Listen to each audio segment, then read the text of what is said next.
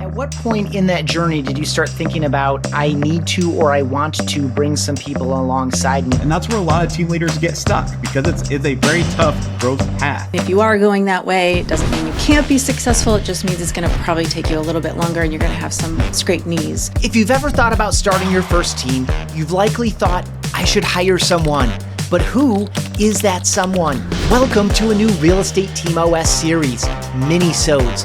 Each Minisode is a collection of concise, actionable insights from previous guests on one specific topic, organized to help you achieve better results. This Minisode is going to cover exactly who the right first hire is. You're about to hear the mistakes and successes of 4 guests who all had the same question: who should I bring on first? I've got all kinds of mistakes I can share for sure. That is the right first hire, and of course that is not what I did. What do we know now and what would we do differently?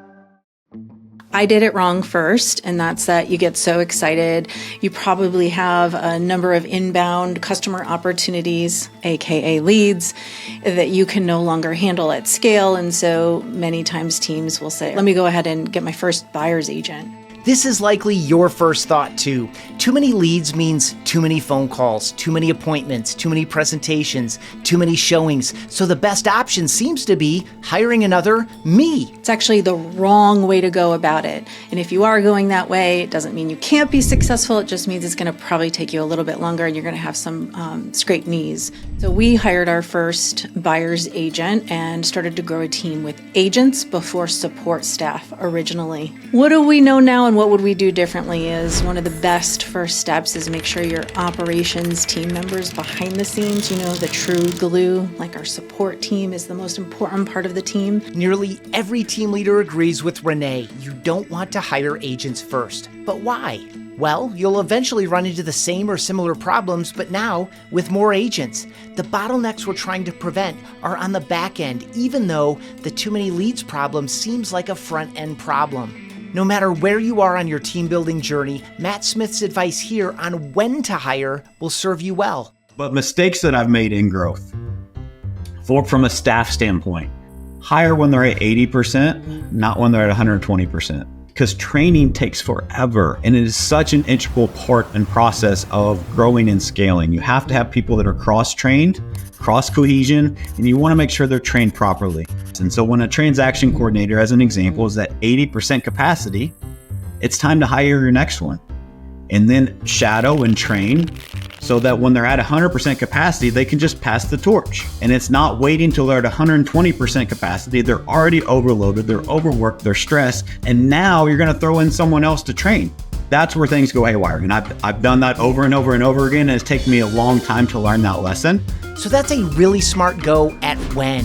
Now, here's Matt's recommendation on who. Who is the right first hire? The normal trajectory that I have seen is you hire admin support, then you hire buyer's agents, and you become the listing agent, and then until you replace yourself and you continue to grow that way. And then you have transaction coordination, listing coordination, maybe some marketing support. But then the compound effect comes into play. And as you grow, maybe you can have 3 or 4 to 1, meaning 3 or 4 agents to 1 staff, because once you have your processes and systems in place for transaction coordination, as an example, that transaction coordinator can work with more agents because of the complexities of scale. So the right first hire is an admin, but what exactly that role entails depends on you, your strengths, your weaknesses, your preferences, your daily tasks. Did you hire an admin and that was your right first hire? And that is the right first hire. And of course, that is not what I did. I think that it's important to understand what you need, right? And as you said, like my first hire, I was like, okay, like this is what you're doing. And it was basically just like everything that I was doing in like an admin sense, I was trying to put onto this person, right? And so often what people will say is like, for a week or 2 weeks or however long of a time period it may be, like write down everything you do in like 15 or 30-minute increments and then start to highlight them, right, of things you like, things you don't like. But I would kind of go a step further and like categorize them into like, what are your admin tasks, specifically in the CRM? What are your maintenance of your listing tasks? What are your listing launch tasks? And kind of start to see what common themes there are. And from that, then you can start to create job descriptions, having kind of the tasks laid out of what you need help with, and then really digging deeper on what people are saying when you're interviewing to understand what your goals are and how I can be a part of helping you to achieve those goals. Admin is crucial for day-to-day operations, potentially supporting your marketing tasks, listing management, TC checklists, CRM maintenance, and more. Because of this, it's important to clearly define which tasks and processes they'll own and what their success looks like. Going a step further, think about task orientation versus vision implementation. Here, Emily Smith defines the difference between these two. Went straight from marketing director to COO of the organization. I think in that gap, I was taking those titles without taking those titles. So I was first doing the tasks as marketer, or grabbing the extra hat and doing the task, or saying who else should be doing the task. Do we need to hire this out, or do I need to bring somebody in on the team to help with this? And again, all with Jenny Weimer or Mike Weimer. And then eventually it became a lot more of like the three of us in sharing the vision, crafting the vision, creating the vision. And now we're trying to bring other people up into those roles with us. But in the world that we live in real estate, I see administrative assistant, I see executive assistant, I see director of operations. And I separate those things a little bit as like executive assistant, administrative assistant are task-oriented positions. And those could be even TCs sometimes, depending on how they're structured. But I think that more task-oriented position versus director of ops or COO, where again, you're starting to collaborate on the vision, or you're starting to help even be the one that's casting vision to the team alongside of your leadership. Emily naturally evolved to become COO, and with the right personality, intelligence, drive, and support, your first hire could do the same thing.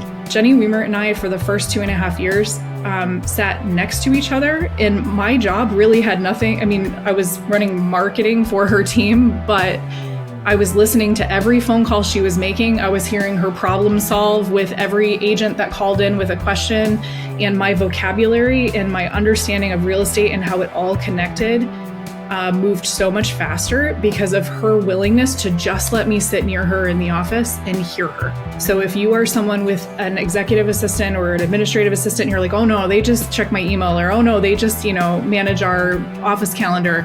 I would challenge you to ask yourself, is there more this person could do if I were willing to invest the time in just sitting next to them and help build their knowledge bank or help grow them into that next level of person that I'm going to need? If you want someone to think like you, speak like you, that is the fastest way that you can get someone to share a vision with you, is for them just to be able to observe and be a part of learning your language. Hiring is always a learning experience, especially the first time, and your first hire might not even work out on the first try. That's perfectly normal. The goal of this minisode was to share with you some hard-learned lessons and wisdom from a few of our guests to help you think through your options and make better decisions. Let us know which team themes, problems, questions, and opportunities you're curious about. Reach out to us at realestateteamos.com. We'd be happy to make a minisode just for you. Thank you so much for watching. Hope you found this helpful.